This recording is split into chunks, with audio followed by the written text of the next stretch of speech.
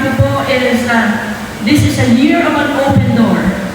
Mga kapatid, hindi ang Panginoon nag-open door po sa akin beyond my expectation, beyond my calculation. I will testify mga March or after March. Gusto ko lang sabihin, and the testimony that I will have is that God is good, God answers prayers, and He is not a respecter of person. Kung ginagawa niya ito sa akin o sa kanino man na nagtitiwala, gagawin niya rin sa'yo. God is not a respecter of person. He wants us all. He has a good plan for you and me. Palakpakan natin ang Panginoon. I'm excited. Magpapatotoo ako sa katapusan ng March when I say that God is a God of an open door. He is the door. He opens up His blessings upon us. His blessings, His favor, will overtake us. Hindi tayo kinakailangan makaawa.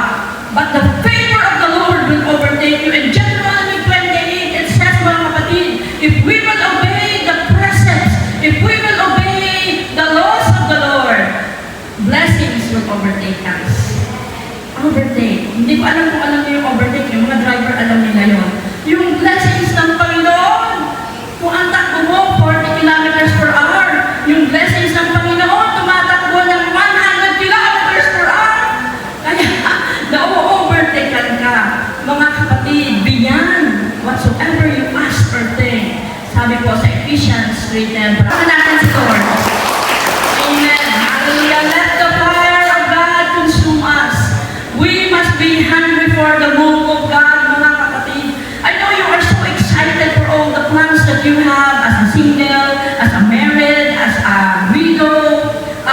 We are so excited sa buhay natin. But let God be included in our plans. Hindi mo isipin na malayo ang Diyos. Buhay ang Panginoon, mga kapatid. Buhay siya at mararamdaman mo ang pagkilos niya sa buhay mo sa araw-araw. Pag siya'y nire-recognize natin. Let the fire of God consume us today. Let the fire of God. Alam niyo po yung sa Acts chapter 2. No? Sa book of Acts chapter 2. Sorry po, English po kasi yung nag-memorize ko noon. Sabi po sa book of Acts chapter 2. And when the day of Pentecost had fully come, they are all in one accord. Katulad natin. And suddenly there came a sound from heaven, and it's as if a mighty rushing wind, and it sat upon each of them. And there's a cloven tongue as of fire, and it sat upon each of them. And they began to speak in tongues as the Spirit gave them utterance. The fire of God, nagbigay ng power. For you shall receive power, Acts 1:8. You shall receive power. Siguro sabihin niyo, mahina ako, takot ako, depressed ako, walang-wala ako, wala akong pinag-aralan, wala na akong pag-asa sa buhay. Mga kapatid, but you shall receive power. Hallelujah! You shall receive power after the Holy Ghost is come upon you, and you shall be witnesses of the Lord in Judea, Samaria, in Jerusalem. Sa family mo muna, Jerusalem. You must bear a good testimony sa family mo, mga kapatid. Mayroon pong verse sa Bible na kung ikaw ay magiging katikisuran, it's good for you na iulog sa dagat. But sabi doon, mag-share ka muna sa mga nanay mo, magulang mo. Hindi pwedeng nag-vision ka na sa buong mundo. Yung nanay mo, pupunta sa impyerno. O yung asawa mo, pupunta sa impyerno kasi hindi tumanggap kay Kristo. Ang sabi sa banal na kasulatan, sino mang tumanggap kay Kristo ay binigyan niya ng karapatan maging anak ng Diyos. Hallelujah! For God so loved the world that He gave His only begotten Son, that whosoever believes in Him should not perish, but have an everlasting life. Sabi po sa 1 John 3:16, kung magkagayon, ang tunay na pag-ibig ay nag-aalay ng kanyang buhay para sa iba. Kaya mga kapatid, mag-mission tayo. Punta tayo sa mga kaaway natin, Samaria, Judea, and unto the uttermost part of the earth. But we cannot do that We cannot do that without the fire. Kaya kanina po, kumakanta tayo, yun, da-da-da-da-da-da-da. Kasi mga younger generation ng version yun.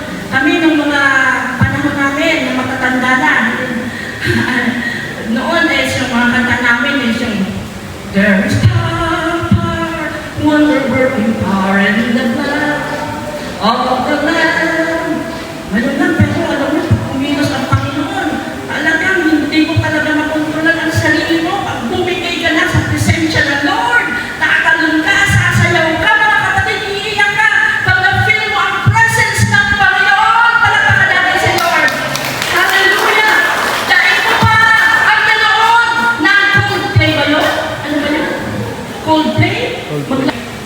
Mga kapatid, masigit pa doon. Pag naalaman mo ang presensya ng Panginoon, kahit nasa kwarto ka lang, pag binisita ka ng banal na Espiritu Santo, mga kapatid, mararamdaman mo ang kanyang kapangyarihan. At kahit nag-aaral yung depresyon, kahit kaalam ng kalungkutan niyan ay mawawala. Kaya walang makakatagal na kasalanan or any scheme. Alam niyo po yung scheme, yung tayo on that way na nag-iisip na masama. We won't allow Satan to use our mind for any concept, for any plans. Let the consuming fire of the Holy Spirit consume us. Kahit nagalit ka na kapatid, ialay mo yung buhay sa Panginoon. Kahit na offended ka, ialay mo ang sarili mo sa Panginoon. At kukontrolin ka ng Holy Spirit. Amen? Amen po? Hallelujah. Let the fire of the Holy Spirit consume us. Hallelujah. Alam niyo po, we have to learn how to say our testimonies. Testimony, mga kapatid. We will overcome only by our testimony. Puntahan natin yan na yung Revelations 12:11. Paki-flash po. Revelations 12:11. Ano bang kahirapan dumating sa mundo? Mag-manifest man ang one world government, I believe, hindi natin naabutan ng Antikristo pag nagtatak siya. But all the schemes of Satan and his cohorts ay nandiyan na lahat. But sabi po dito, and they overcome him by the word of the testimony. And they overcame, past tense, okay, overcome, presente, overcame, tapos na. And so they overcame him by the blood of Jesus, ang Cordero ng Diyos, the Lamb of God, and by the word of their testimony. And they did not love their lives unto death. We have to learn how to testify. Magsulat tayo ng mga assignment ko po yun sa inyo. May notebook. Magsulat kayo. One day, tatawagan namin kayo. Isasabi muna, 10%. Ako, si Nanay Basyon, isang nanay, nagtitinda ng pagutuhan kasi mga isnana, taga-malupit. Ako, nabago din dahil sa pangyarihan ng Diyos. Mga 10%. And then, ang iti-testify mo mga 20% lang ng lahat ng mga kapagpakan mo sa buhay. Sasabihin mo na, ako, dati anong kanit, dahil na ang gigibuhan ko. Alam niyo, may mga nagtitestify kasi, natapos na yung oras niya mag-testify, lahat lang ng mga ginawa ni Satan na mga problema sa buhay niya, yun yung na-magnify niya. Yung kabutihan na ni Lord, 1% na lang. Eh, salamat mga kapatid, wala na palang oras. Salamat, nakakilala mo kay Lord. Amen. Hindi po, pag nag-testify tayo, gawin natin 70% yung tagumpay, yung victory na anong ginawa ni Lord sa buhay mo. Magsulat ka sa notebook. Yung lahat ng mga yung testimony mo kung paano ka nakakilala kay Lord. Sino ang nag-invite sa'yo? Dati ayaw mo pa, pero praise God. Nakasama ka, narinig mo ang gospel. Ang gospel of salvation. And then, yung testimony mo na walang-wala ka. Walang-wala ka. Hindi ko naman sinasabing walang-wala ka. Pero meron daw, naglinis doon sa mga kino, may nakuha daw silang 1,000. Yung mga patutuon natin, ang provisions ni Lord, pagkakalimutan natin, pag hindi natin tinastify, makakalimutan natin.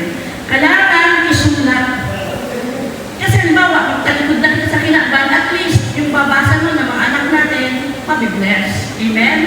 At saka, meron daw isang nanay, meron pa ng sobrang, nag-alkansya pa lang siya sa higdaan niya. Sinurpresa siya ng kanyang anak. Kawawa naman ang magulang ko, palitan ko na, luma na yung higaan niya. Inalis na yung supa, itinapon. At meron naman pala kaagad kumuha. Pero yung anak na yun, nag-ipon, nakabili yung bagong higaan. Sabi niya, masaya si nanay, bago na ang higaan niya. And masaya na yung nanay. Kaya lang naalala ng nanay na may kunting amnesia. Puno pala yun ang pera niya. Alkansya niya, puno pala yun. And then nanay pinawala na. Yun ang mga kapatid, si Joseph, the dreamer, after 30 years na wala na si Joseph, na hindi nakilala siya ng mga Israelites. Ay, hindi nakilala yung, di ba, galing po doon sa, lumipat sila sa Egypt. Kasi si Joseph na anak ni Jacob, naging gobernador doon. Nagkaroon ng famine, tagutom. Walang makain ng mga tao. Mayong sinabi po, ang 60 pesos ang kilo ng mayong po yung sinabi. Noong panahon na walang ulan, 3 years walang ulan mga kapatid, walang mainom ang mga baka, lahat ng mga gulay patay. Pero si Joseph, before that, winarningan siya ng Diyos at nakatingin po siya sa kanyang taguan ng maraming mais, maraming wheat at maraming pagkain. At po si Joseph na inapi, si Joseph na ipinagbili, si Joseph na binalaan patayin ng kanyang mga kinakapatid at mga kapatid. Isa lang yung puli niyang kapatid, si Benjamin. Pero sabi ng kanyang kapatid na si Reuben, pinakapatanda talaga, may pagmamahal yan sa mga kapatid. Kaya kahit na may problema silang sobra, sabi ng kanyang Manoel sa kanyang, ay, puunong na niya si Jose. Dahil na niya pagadanon. O kung gusto talaga na yan yung do, ipabakal ka na sana na may makaraging mga negosyante. Pasiring duman sa Egypto. Kaya si Joseph, nakabanyo sa Egypt. And amazingly, because the favor of God is with Joseph, kahit na po doon, sa Egypt, may nangyari. Kasi tinempo siya nung kanyang, yung asawa ni Potiphar. Pero nabilanggo siya. Pero si Joseph, the favor of God, kahit po siya nasa bilangguan. Mayroon siyang nakilala, mga kapatid. Mayroon siyang nakilala na nakadoon pala sa palasyo. At nung hindi makakatulog ang hari dahil po may panaginip na hindi marunungan, ay hihingan ka itong tao ito na nakabisto ni Joseph. Ibang tao sa bilangguan.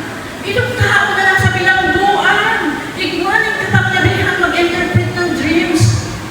Kaya si Joseph po nakadulog sa hari. Maybe you are one step away to a millionaire. Maybe you are one step away to a good person that could help you change your life. Mga kapatid, ang pabor ng Diyos, hindi natin pwedeng kontrolan. Oh, hallelujah! Ang pabor ng Diyos, hindi natin pwedeng limitahan, mga kapatid. So much more. 2024 is a year of an open door. Hindi ko sinasabi walang panahon na walang-wala. May mga panahon, marahil mapagdadaanan natin ng problema. Pero we must have that discernment to rebuke anything that is from Satan. Because Satan wants to destroy us. Satan wants niya pagurin tayo. Gusto ni Satan i-discourage tayo. Gusto ni Satan i-offend tayo. Ang dami ko pa sana i-share sa inyo mga kapatid. Pero kulang na ang tayo. Nung kami nag-mission kami sa Buntok, Mountain Province, na kalinyada po yun ang Sagada. Ang anak namin dala is 5. 6. 5 ang anak namin dala. 5 ang anak namin dala, plus tayo kami. Mag-mission ka. Kung wala kang sapat na pera, magtutong ka. Although libre na ng pagkain kasi binayaran na namin yun. By the grace of God. Everything babayaran mo, pati yung pumot na nalamitin mo. Pero one day, meron pong lumang PNB sa Buntok, Mountain Province. Hindi ko na matandaan kung sino ang nagpadala sa amin ng pera. Pero nung pumunta po kami, iisa ang bangko sa Buntok, Mountain Province. At yung nagtutunog pa ang wala pa mga computer, yung picture nila mga kapatid, yung parang, alam niyo ba yung situation mo na walang-wala ka na, nag-aantay ka na may dumating, and then nandun kami sa malayong lugar, sa bundok, Mountain Province. At mayroong anak na nagmimimig, si Daniel, nagmimimig pa yan. And then sabi ng tunog ng, kasi parang winawire nila sa Manila, tuk, binabasa yung wire kung may pera ba ang account na ito. And amazingly, purihin ng Diyos, meron pong laman yung aming pong luma ring PNB card at na-provide po yung aming mga pangailangan. I want to give glory and thanks to God at ako natin si Lord. Kaya po, ang kakaging missionary mga kapatid, kung hindi ka tinawag ng Diyos, ay hindi ka tinawag ng Diyos. Kailangan na feel mo yung calling ng Panginoon. At kaya po, we salute missionaries sapagkat grabe ng pinagdaanan niya. Grabe ng hirap ng mga pinagdaanan niya. Nung kami successful na ang lahat, kunting account lang, may narinig ako na parang negative. You know, tagumpay lang, si Satan gusto pang nakawin. Yung tagumpay, yung bang parang gusto kang i-offend, yung bang gusto niyang i-discourage ka, o magalit ka. You know, mga kapatid, sometimes offense is a bait of Satan.